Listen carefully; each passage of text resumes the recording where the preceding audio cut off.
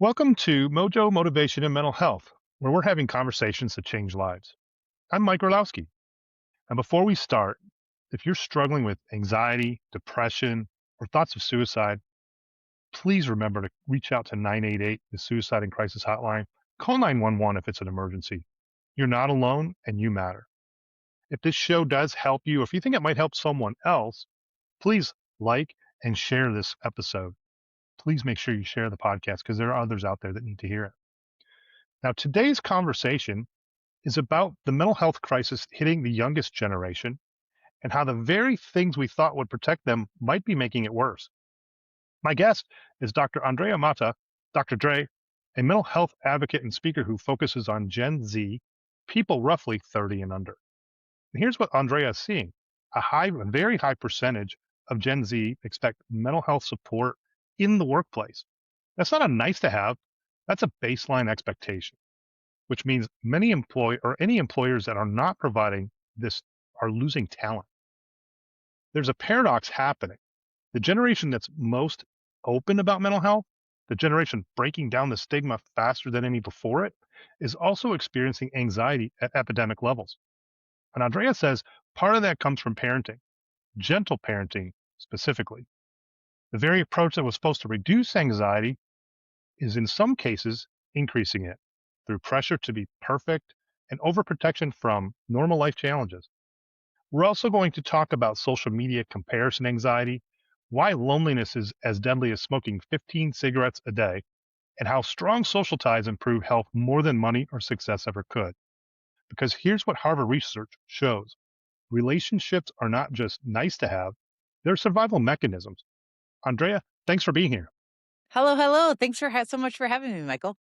I appreciate it. I'm really excited to have you here. I can relate with this topic. Most of us parents can on one side or the other, and I'm looking forward to learning more.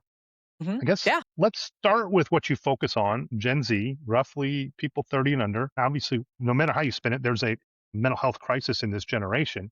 What do you see that's happening, and what makes their mental health struggles, different from, say, previous generations? So one of the things that when you were doing the intro that I thought about when I talked about it on another podcast was this generation, Gen Z. So they're usually, I think they're like 13, 14 to like just 29-year-olds, somewhere in there. Those are the Gen Zs, right? One of the things, and you said in your intro exactly right, that they're the generation that is talking about mental health. They're the ones that are breaking the stigma. But here's the thing, they're talking about mental health, but it doesn't mean that they understand Hmm. what they are talking about. And they don't know all Sure. of the nuances of it, but they're talking a lot about it. And they're taking a lot of information that they're getting from influencers and they're like Uh, just spewing it out everywhere, and it's not always accurate. And so that's where like you have to go back to like the experts, the clinical psychologists, the counseling psychologists, the psychiatrists to really figure out like what is going on in regards to mental health in the Gen Z population. yeah, I hadn't thought about that, but right. We are in a generation where you look at something online. It could Mhm. be about music, it could be about fame, it could be about depression, it could be about politics, and we oftentimes just share it without validating, even if it's true or not. Yeah. Yeah, like I remember I was watching someone else, another parenting coach on an Instagram because that same podcast that I was on, he had her on after he had me on, and him and I are really, really close friends. And I was like, "You had another parenting expert on?" And then all of a sudden, I started looking more into this person's material, and it's all like gentle parenting stuff. Like in it, she was like promoting, hey, this is a really hard time for kids right now because it's May and like teenagers are going to be overwhelmed and they're going to be stressed. And so, like, you should lower expectations and you should like go get them ice cream. And I was like, what? Wow. No, Yeah, no, we're not lowering expectations and we're not buying them ice cream. Like, it's right. the last month of the school year. It's okay. They will survive. Yeah, Just buckle don't make down. it a big, yeah, buckle down. Don't make it a big deal. Give them extra support, meaning like help them problem solve, but we don't lower expectations and we definitely don't give them ice cream just because they feel sad. No, right? And I grew up in the generation where we dealt with it like on the baseball field where and obviously mental health wise, rub some Mhm. dirt on it, shake it off, pros and cons. But my parents were very good about discipline and keeping us on a schedule. And I feel like at the end of the day, they didn't contribute to my challenges and mental health in any way. That was just me being shy and having some issues with bullying and such. They were very good parents, but we had a schedule. We stuck to it. We had rules and we stuck Mhm. to those. And if we didn't, there were consequences. And these days we see a lot of, as parents watching other families, a lot of times where kids don't have rules or, helicopter parenting, as they call it. And my wife works in a university. She still sees it. And it's like, why are you involved with your kids while they're in college? Like, why are you helping them make decisions? Why are you going to colleges asking questions? Like, I stopped that as soon as my kids were in high school. I was like, you're on your own. Yeah.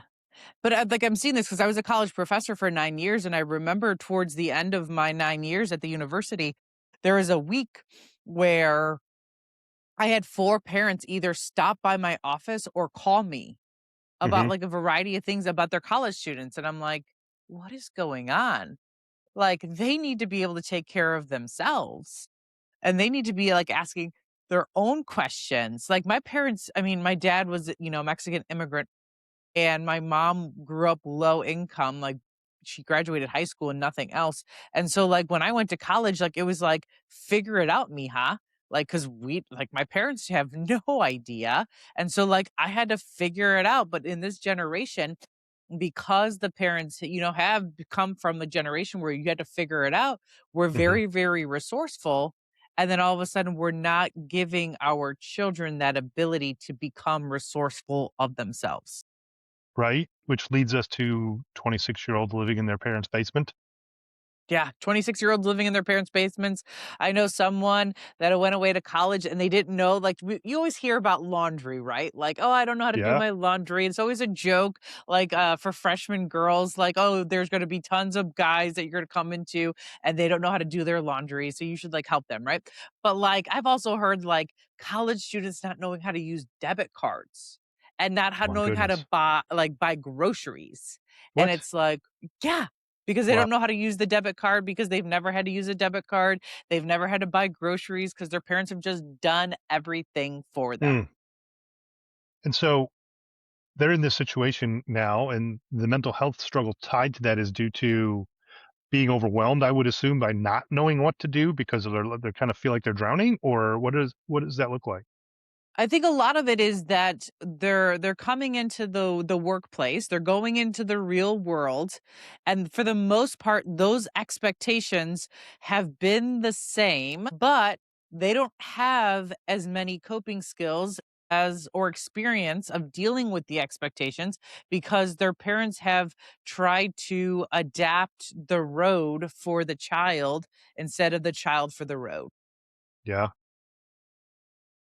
I mean, we had to figure it out, and I Mhm. think that what my parents called it was life skills, right? And part of that, some of it does start in maybe the younger grade schools where they aren't teaching. And again, my parents also taught me these things, but the schools quit teaching basic financial literacy and balancing a checkbook and shop class and things that taught you to have to think a little bit more on your own. And of course, my parents, I just expected it. And of course, then we did that with our kids.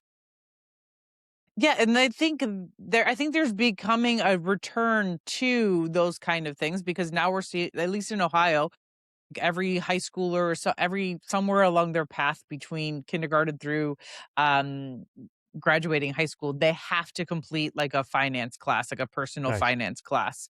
And even my third graders were talking about having to learn how to budget. And my son was very upset because he was like a pilot or something, and then he didn't have enough money to do like get the car or something Yeah. happened. And he like lost money or like his twin like won the lotto, so she had extra money, but he didn't have extra money, and so they were getting those kind of experiences. I was like, "Yeah, that's real life." That's Like, life. that's life. Like, Yeah. you're gonna have these things that you wanna buy, but you can buy them if you have credit cards, but you shouldn't buy them, and it's Right. just, like, having to make those choices earlier on, and that's something that my husband and I do a really good job. I think we do a really good job of. Like, when our kids get Christmas money or birthday money, Hmm. They are allowed to spend that money however they want, but we've essentially taught them how to budget their Christmas money and their birthday money so that they're making those choices.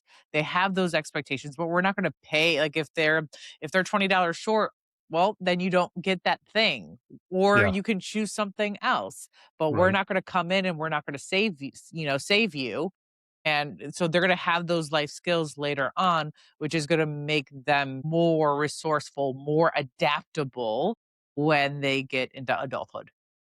Yes. Well, and my daughter's a junior in college. She'll be a senior after Mhm, summer classes that she's taken, and she just had to figure out some budgeting and cost related to the tuition. And she called my son, and he was talking her through the, mhm, emergency reserve and things like that. And like, hey, but but look at it from this perspective because he's now in the working world and he's going through these things, and he's actually done a really good job of it. And mhm, it's nice to see them using their own resources to do it without necessarily asking mhm. me for more clarification and help. And he set a pretty good example in that regard. But it's amazing how few people understand financial literacy. That's kind of scary. Yeah, and, like, I would say, like, recommend, like, starting it young, like, with our kids, like, they get $5 a week if they do their if they do their chores. Hmm. So they get $5 a week, but then they have to put a dollar away to save, and then they have to put Okay. a dollar away in a give folder, and they can spend Nice. $3, but they have to put a dollar away to give and a dollar away to save, and then on their birthday every year, they get to spend their save money. Okay. I But they like it. can't touch their save money any other time, and so, like, they're really, like, kind of working up, and then, of course, they have, like, their checking accounts and those kind of things, and once they start making money, they're still young, but once they start making money, there'll still be an expectation that you're going to put money away in your actual savings account. And the gentle parenting method would probably be giving them their allowance even if they didn't do what they were supposed to. Yeah. It'd be like, "Oh, yeah, the gentle parenting approach would be like, "Oh, here's $5 just because," or not even $5. $5 would be super like small amount. It'd probably be like $20 or $50 or something like that. Like there are so many I have this family that for their child is 12 and they've done gentle parenting probably for 10 years. And the child just expects to get $20 a week and they don't do any of their chores. I remember the very first time that they came into my office, like, the child was messing with my blinds at the age of, like, Hmm. 11, and Yeah. the mom looked at the child and goes, "No, thank you." And I was like, "No, thank you what? He didn't offer Right. you anything. Right. Why are we saying no thank you?" And so now that they've realized the detrimental effects that them gentle parenting their child has done on their child, now we're having to try to reverse everything, but we're Hmm. trying to work through 10 years of them gentle parenting, and now we're trying to completely shift things, and they're like, "Why isn't this going faster?" And I was like, "Because y'all did it for 10 years and now we have to undo it. And it's Right. going to probably take longer than a year for us to undo this, especially when you guys continue to do this things that I tell you not to do." Examples to me are often, I'm going to make you go stand in the corner. Or do you need a timeout? Or, and then of course, there's no follow up to that. Or if Mhm. you keep doing that, we're going to go home. But then you But they don't go stay. home. Yeah. Yeah. Like we walked out of the grocery store with a cart full of stuff and Mhm. apologized and said, "Hey, we're going to put back what we can. It's cold, but can you help us?" Because we're like, we're not staying. Or one of us would leave, and we're not like, it didn't take but one or two times for Right. the problem to resolve itself. Because like the kids don't want that either. It's just Mhm. they need that level of discipline and understanding. Like, hey, we're making the rules. This is how Yeah. it is. Mhm. And you know what? This was, I was always flattered by this, but I couldn't believe it. How many people, I couldn't believe it. How many people would come up to say, kids are so polite. They're so nice to Yeah. talk to. And Mhm. like, we didn't really do anything crazy. We held them to a schedule. We gave them the rules. They followed the rules. And you've enforced consequences. But Yeah. that's the Yeah. thing. There's so many empty threats out there of Hmm. like, "Oh, if you don't do this, then da da da da da," or they just, they continue to do it, but then we still do it. And the biggest thing that I'm seeing right now is that parents don't want to be authority figures in their child's life because, like, No. if somewhere Right. along the line, like the word authority got like a bad like reputation. And I'm like, why is being authority figure in your child's life a bad thing? I right? don't understand. They want to be best friends. Mhm. They do. Yeah, we weren't friends, you know. I mean, but we got along pretty well with our kids. I was probably a little more difficult than my wife. I imagine that. I'm type A, Polish Italian, high energy, a little more demanding, you know. But at the same time, we get along great. My kids Mhm. and I do now. I probably still drive them nuts, but at the same time, and they're happy to pick up the call. And of course, my daughter complains because I text her too much, and I'm like, you're the one that's starting these text chains, and I'm like, wait a minute. So you know, but it's much easier as a parent as they grow up when you Mhm. follow the rules and set the Yeah. stage early. Well, yeah, like in my book, I always talk about the how parenting is a front-loaded activity, that you have to Mhm, put in the work first mhm. and then you reap the benefits later on. But you have to sow those seeds and sow those seeds and sow those seeds and sow those seeds, and then you get to reap the benefits later on. Yes. And remind me the name of your book? The number 2 parenting book, Practical Tips for the Pooped Out Parent. Okay. So I wanna make sure I include that in the show notes too, and Mhm, didn't wanna forget about that. Now, interestingly, we're at a point where this is probably one of the most vocal groups talking about mental health, mhm, and on the flip side, you know, they're expecting it, I guess, at the in the workplace, but they're also struggling the most. So what is the impact of expecting it in the workplace on the business side, right? Because a lot of companies have an EAP, mhm, right? Most of us, and I've been there, are afraid to use the EAP because we're thinking the company might find out about it or could impact our jobs because they're like, we had to downsize. mhm. What does that look like today? Yeah, so I think EAPs are interesting. And for those of you that don't know what an EAP is, an employee assisted program. And so some companies will have it so that they have a partnership with mental health providers or like a Hmm. clinical practice or a private practice, something like that, where you get X number of sessions and the company will cover it and they will pay for it. And then you go. And I think for the most part, like I hear that fear of like, oh my God, like what if they find out? Well, I think they're giving you this service. They want to provide you with this service. And so, and because of legalities, policies, HIPAA that clinical psychologists and counselors have to follow or therapists have to follow, your company won't actually know what is going on in those sessions. There's still confidentiality. So if your workplace has EAPs, look into them and see whether Yeah. or not you can utilize them because it can be extremely beneficial. Now, with that said, some places will not accept EAPs because of reimbursement rates and those kind of things. And so then it's Yeah. probably just easier and better if you, for the therapist that you want to go and, go through your insurance or do self pay and get reimbursed. Because the biggest thing the best predictor of whether or not therapy is effective is one, is the person motivated to change? And two, the relationship between your therapist and the client. Those are the two biggest predictors of whether or not therapy will work.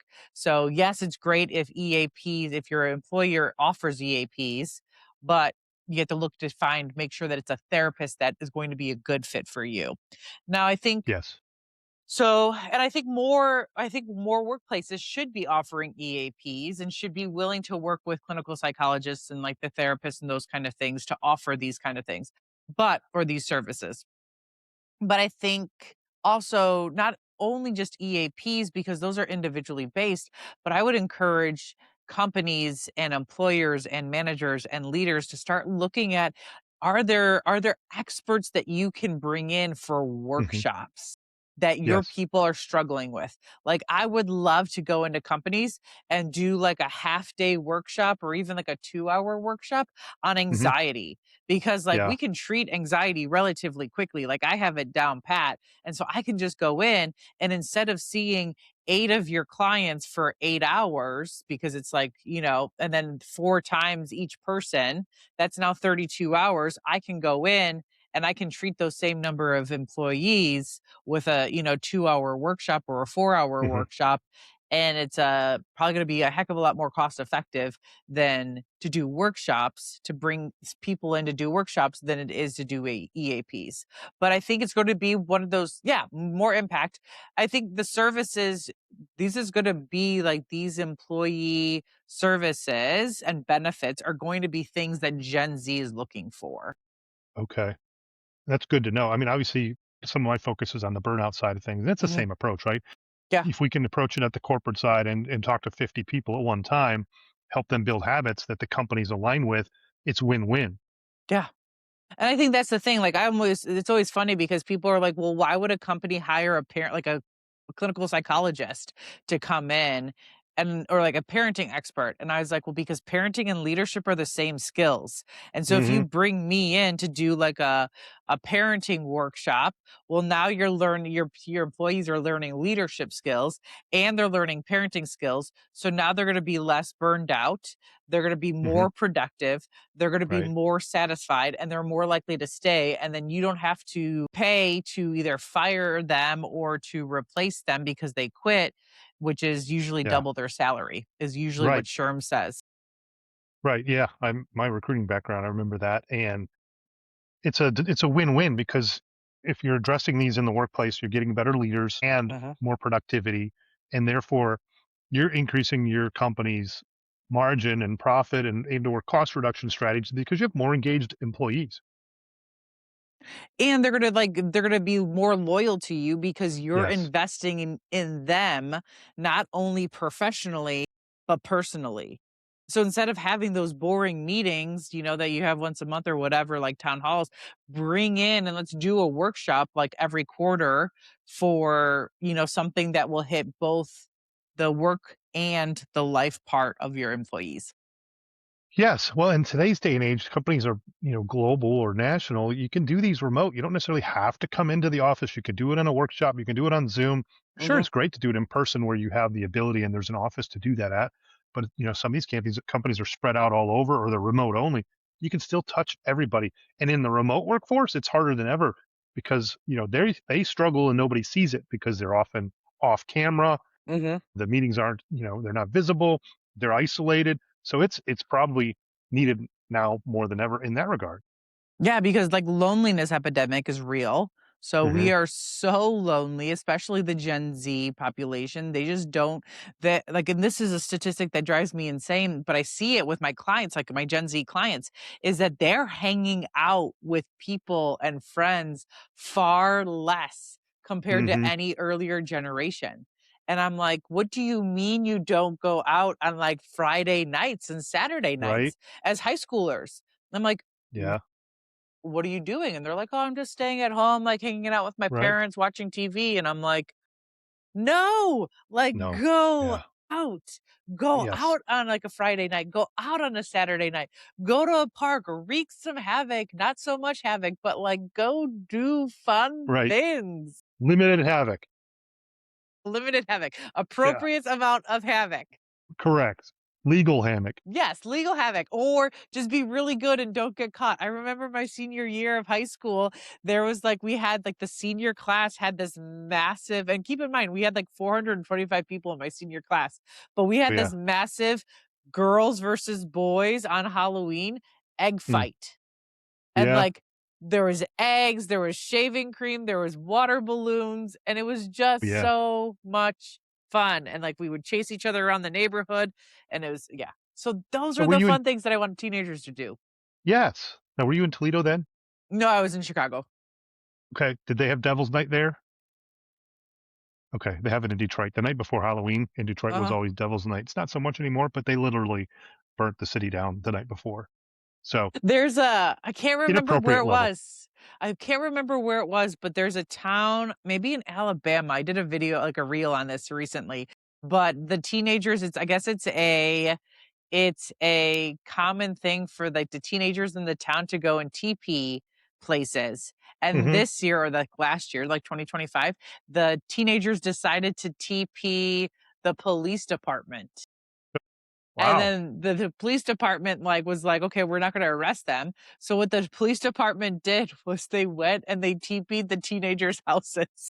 Nice. Turnabout's fair play. Exactly. FAFO parenting. Yes. Well, and my daughter, when she was in high school, they did manhunt with water guns, and you'd Yeah. have to go you drive around town and find where they're at, and they enjoyed that. It was a lot of fun. Mhm.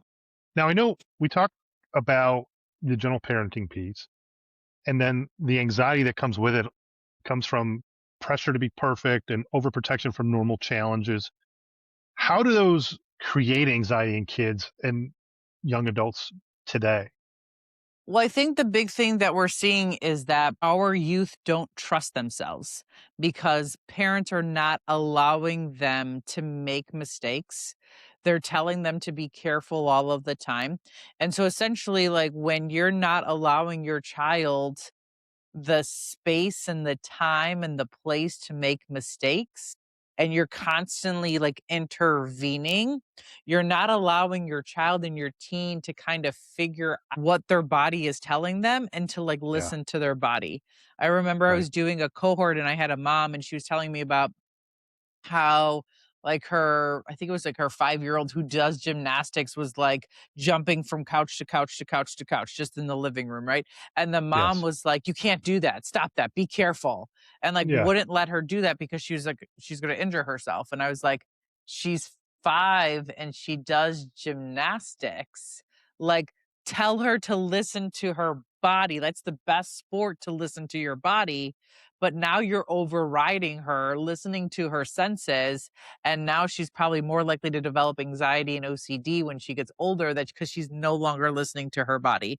And that's where we get people start to get anxious from because they don't listen to their own bodies and their own intuition, and they can't learn from their mistakes because we Hmm. have the parents constantly hovering and trying to like snow plow and bulldoze all the obstacles.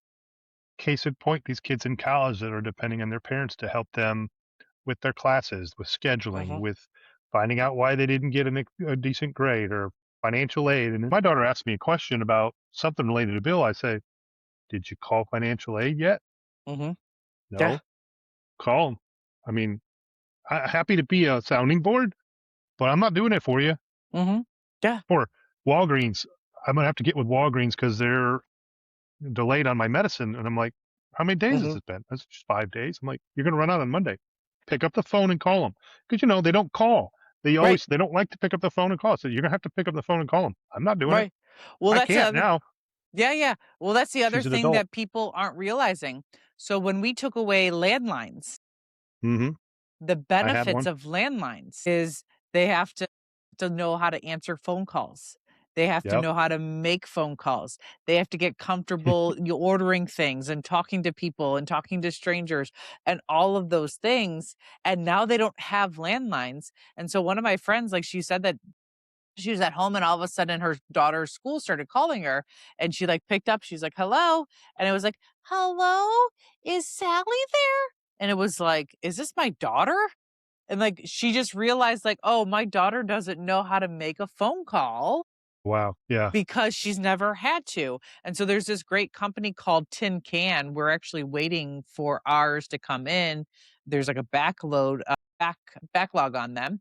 It should come in like June, but it's essentially like a landline for kids to use. Wow. I Mhm. actually had my own in high school. Like, I paid for a second line because I wanted to be able to use it. Back in the day when we had phones where we could switch lines, Uh-huh. my kids have no idea. That's funny. Yeah. I mean, I had bought a two-line phone. I wired my Mhm. own room, and Yeah. my parents thought I was crazy. But no, you wanted your own thing. Yeah. Yeah. So, interesting. Social media, Mhm. we're all exposed to it to some level. It's definitely all about attention. Actually, I was listening to Joe Rogan a little bit today. He was interviewing, I can't think of the gentleman's name, but they were talking about attention and AI, social media. It's all about attention, and holding your attention. Gen Z is growing up with it, right? I didn't have it when I was a kid. It evolved, and I started getting it in, I think, college. Mhm. Now, comparison anxiety is a big deal. It's everywhere, and it's magnified by social media. What does that look like, and how do you help young people deal with that? Yeah, so I think one thing is my one recommendation, so I'll go into recommendations before we'll go into everything else, just so that people have this information, is that if you can delay social media until your children are 16 years of age. That is what research is suggesting. So, like, not giving them social media until they are 16 years old. Because let's talk about what social media is. It's a like, there's companies that are investing billions of dollars into how to make social media more addictive Right? and like how to gain your attention. So you now have very, very smart people who are getting paid lots and lots of money sitting in a room trying to figure out how can we make this platform more and more addictive. Yes. And with that, they've been successful because parents haven't really held the line of, you know, age appropriate or like monitoring them or those kind of things. And now we're seeing the detrimental effects where there's the LA social media lawsuit that just came out what I think it was Right. like 2 months ago, Yeah. where a 20-year-old female was awarded $3 million against Meta and YouTube Hmm. because she experienced depression and anxiety and body image issues from her social media use. Yes. I remember hearing about it. I'm torn on that one. Yes, Huh? they can lead to it. We allow it. We choose to use it, right? So I understand it, but I'm the one that chooses to use it. I don't have to use it. It's not forced on me. Right. Well, that's the thing. And I mean, that's the other thing that you're starting to see in schools is that schools are starting to use social media as like their instead of like sending like paper like announcements and like emails or like letters home to school, everything is done through social media. And so sometimes kids for like youth sports, if or like activities, if they don't have some kind of social media like Facebook or something, they are not getting access or they don't Mm, have the information. They're missing out on the information. And I'm like, just take the stuff off. Just go back to like old school, like send papers home. Like that's what yeah. people Well, want. Or and there's apps specifically for it. I just deleted one from when my daughter was in high school. I was like, I still have that on my phone. Yeah, right, exactly. And all the apps, that's a whole nother we could go a whole nother podcast just on, like, all of the apps that parents are having there's to so download. many apps. So many Yeah, apps. There's, like, literally app fatigue where I'm like, "I'm not I agree. downloading another app." But anyways, but I think because I was on CNN after the verdict came in, and the last thing I said on CNN was, "Where is the parent's responsibility?" Yes. Yes, it's the businesses the I'm not gonna fault the businesses. Businesses are like, their job is to make more money. They've been successful. It's the parents' responsibility, in my mind, to Hmm. teach their children how to use social media appropriately, and that Right. starts with, don't give your kids social media until they're 16 years old. Right. Well, and I'm not going to name names on apps or games, but there are certain ones out there that are in the media. If you look for it, where there's sexual predators going after kids, Yeah. and I've talked to a couple of parents about it lately, and they're like, I had no idea. And I'm like, it's your job to figure it out and know these things before you let your kids use them. Yeah, I have horror stories. I have a YouTube channel and I did a video specifically on like online predators. And because Okay. that's the thing, like everyone is so afraid that their child is going to get abducted, but they're giving their kids phones because they're like, "Oh, they're safe. They're in my house." And I'm like, "No, no. They are No. not No. safe in your home. They are probably a heck of a lot more at risk being in your phone by you give or in your home, giving them a phone or a tablet and giving them access to all of these predators in the world because it has such detrimental effects." It really does. It really Mhm. does. And our kids got theirs fairly early, but I think 13, 14, where some kids now are they're 8 years old or younger and they're Mhm. getting them. But I think we waited until they were like middle school. So I think it was 13 to 14. Yeah. Thankfully, there were less apps. There was less social media. It wasn't Mhm. as bad as it is today. Yeah. But and we didn't monitor it as much as we should have. I fully will admit that. But we did monitor some. There are Mhm. sometimes, and a lot of parents that they don't even think to look at it. And it's like you're setting your kids up for failure Yeah, because like and for trouble.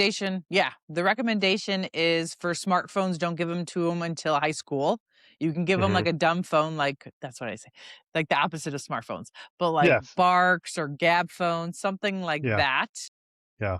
give them those phones earlier on, but don't give them the smartphones, the iPhones, the Androids, all of the things where they have access to the internet until high school when they're a little bit smarter. And then even then, you want to create like a contract with them.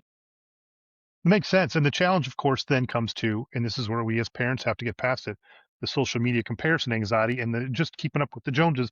Well, Joe's parents let him have his phone and it's a real smartphone. And Mhm. that's a big struggle for a lot of parents. I was not real good at playing that game because I'm like, I really don't care. You're going to get what I tell you you're going to get.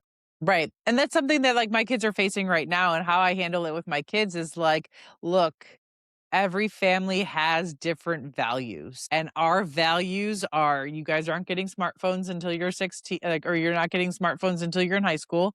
We'll get you bark phones or a gab phone or something probably in middle school when you guys are away from us and there's a reason for you to have a phone. And we're getting you this tin can so you can talk to your friends, like, we can arrange that. We'll do that. And those are our values, and we value going on vacation, and we love playing games together, and that's our values. But every single family has different values, and parents are going to parent based on what their values are.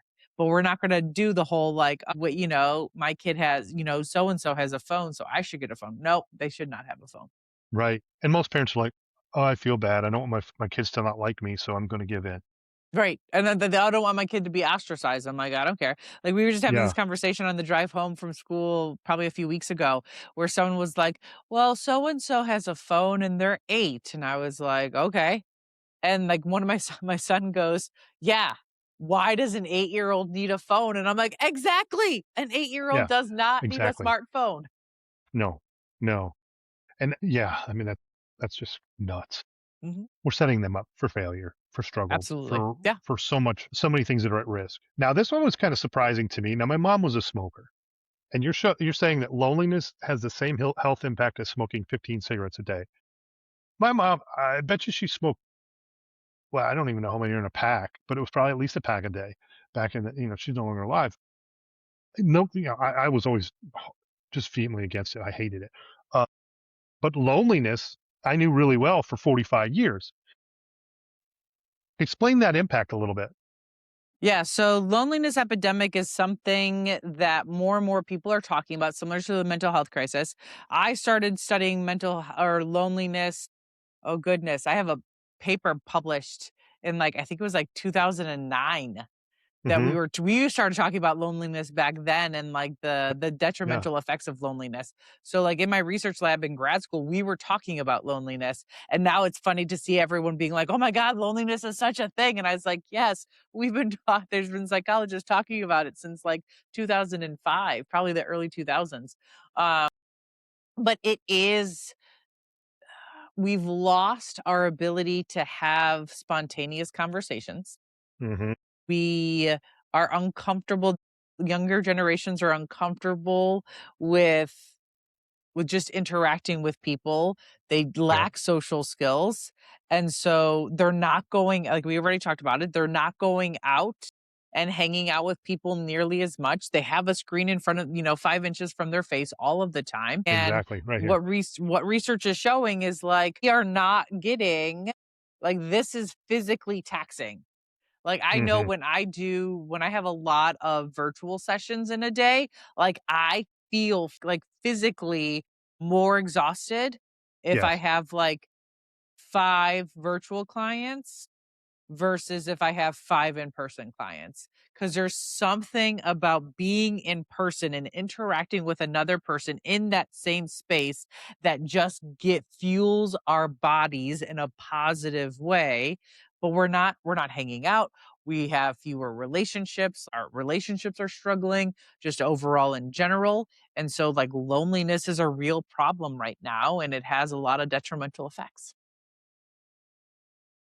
yes. I mean, and obviously, I've experienced both sides of this. And this year, I've talked to 100, roughly 100 new people, Mhm, and it's been the happiest year of my life. I've mhm. I've had great conversations with people. None of it was geared towards generating revenue for the most part. It was interactions. It was meeting new people, outlier project connections, new events. It's been fantastic, and all of that has been almost, I think 98 or 99 of them have been on a virtual call like this. Mhm. I have found that recording the podcast, staring at the camera with intent does make me more tired than, say, sitting in a room talking to somebody. So I can understand that. Mhm. And then the health impacts, are they related to more the lack of fitness, maybe in some cases, probably the lack of sleep, weight gain? I assume all of the above. I mean, probably all of the above, but, like, mentally, like, we are social beings, like, we are Yes. tribal creatures. And when we are not interacting with others and feeling emotionally connected with other people, we're more likely to experience depression, anxiety, all of the, and then stress and all of those things because we feel like we are essentially being isolated. And from evolutionary times, isolation meant death. And so it's like Yes, your true. body is physiologically reacting to the fear of being disowned by your tribe. And what does that mean? Makes sense. Which actually you kind of hit on it a little bit here. The Harvard research showing Hmm. strong social ties improve overall health and longevity more than money or success. And I didn't used to think that, but I do now because you can feel a different sense of energy and excitement with the social ties and the interaction.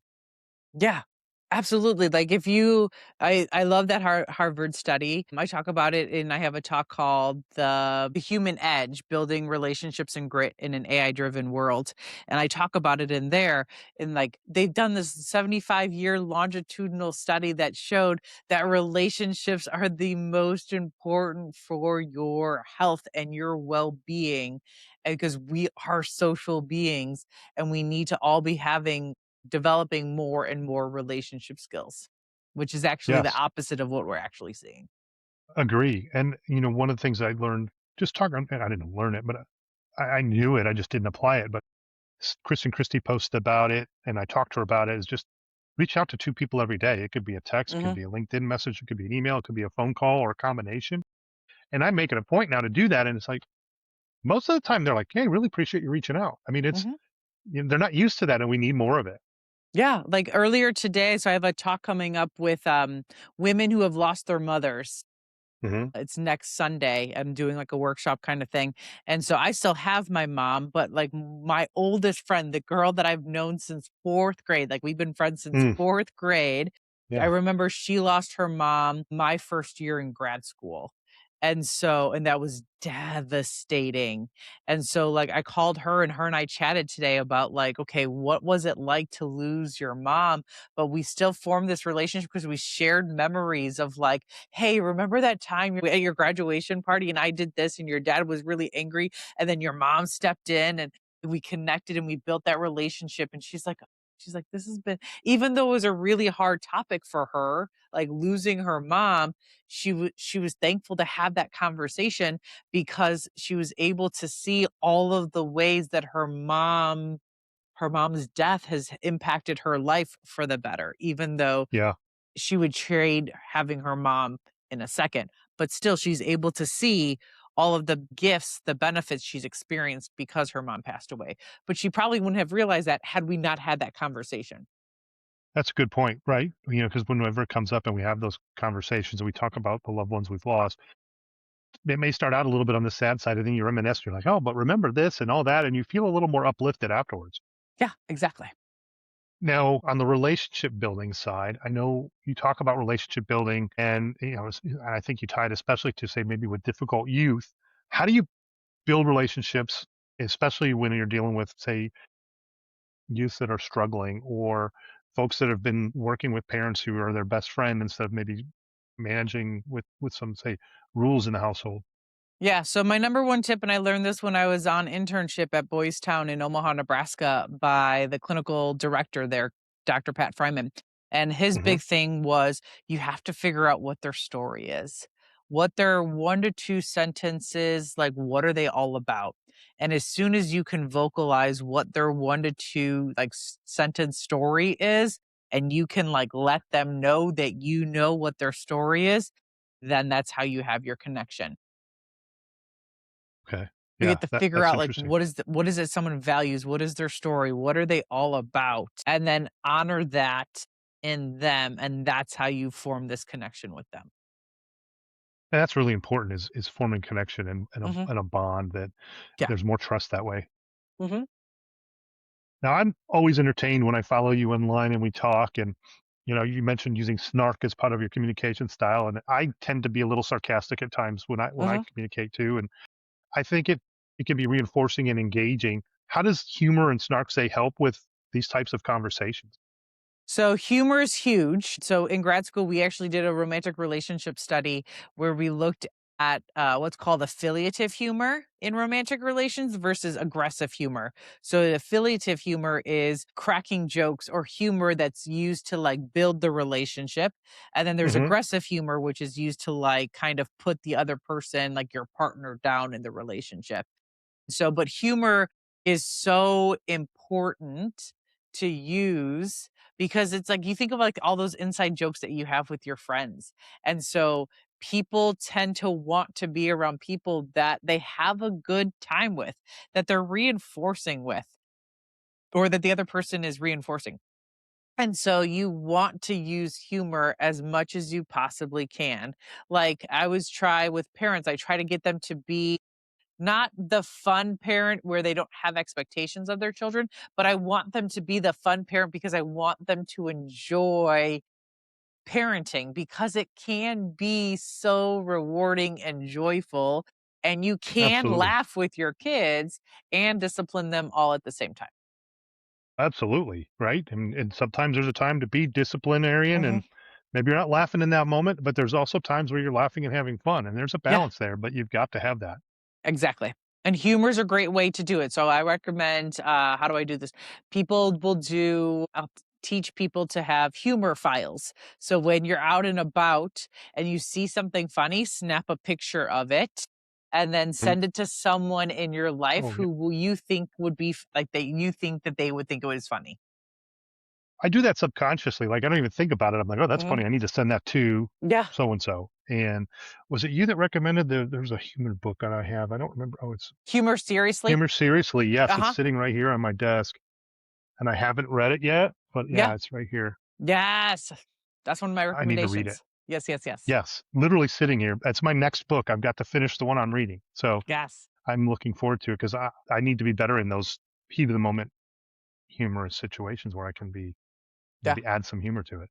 Well, yeah, because one of the things that that's coming up down the pipeline is that a colleague and I in Toledo, we're going to be probably creating a workshop for moms and kids, Mm. an improv workshop. So, Oh, like wow. Okay. bringing moms and kids, like first grade to fifth grade together, and like having running them through like improv workshops. Fun. I would have been so afraid to do that when I was that age because I was so shy and I was so afraid to speak out loud. And it Hmm. would have helped me Yeah, immensely. yeah, absolutely. And more kids need that. Hmm. Yeah, because it's all about being adaptable, and, like, yesterday, Yeah. I was talking to my kids, or it was 2 days ago, we were driving home from a baseball game, and I was telling them about what's the very first activity that Robin is gonna have us go through, and it's like you get into a circle and you circle up and you have to introduce yourself, you have to say what your name is, you have to do, like, some kind of, like, facial or is, like, some kind of gesture, and then you have to do a sound, and so I told my kids that this would be mine, like, once we do it, this will be like, I'm Andrea, evil, or hee, like an evil laugh. So, what Yeah. would I don't yours know be, what I would Michael? do. Wow. That's a great question. Well, I am Mike, but I don't know what I would do. What'd be your gesture? Yeah. I mean, I don't have it. I'm Italian. I talk with my hands, but I don't Then that know. would be your gesture. Yeah, it would have to be because I don't really know. If I had time to think about it, maybe I'd have a better Uh-huh. idea.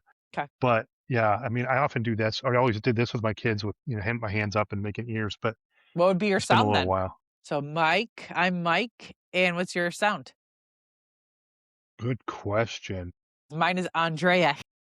Yeah, probably like the baseball sound of a baseball hitting a bat. Yeah, I can't do it there real you go. well right now. My mouth is dry, but I'm a Uh-huh. baseball fanatic, so it's probably that. And I do that. Probably used to do that more when the kids were still in the house. Used to drive them nuts. Now, if there's someone in Gen Z and they're struggling with anxiety now, Mhm. comparing themselves to everyone on social media, feeling they're not measuring up. What do you tell them? And what's the first step?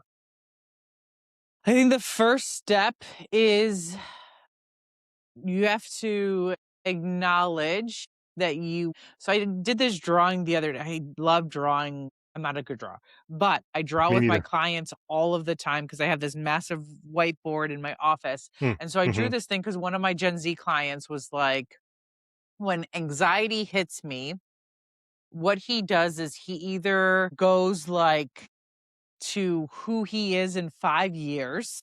So he, mhm. like, projects and he looks at, like, "Oh my god, like, my life is gonna be over in, like, 5 years from now, da, da, da, da, da," and I'm like, "Whoa." Yeah, whoa. Or he starts to compare himself to everybody else. Like, Mhm, I'm not as good as everybody else. And so this mm, drawing that we created for him was like a little stick figure and then plus anxiety. And then we did the pathways where it's like, okay, it either goes to like this, where he goes like to 5 years down the road, or he goes to comparison.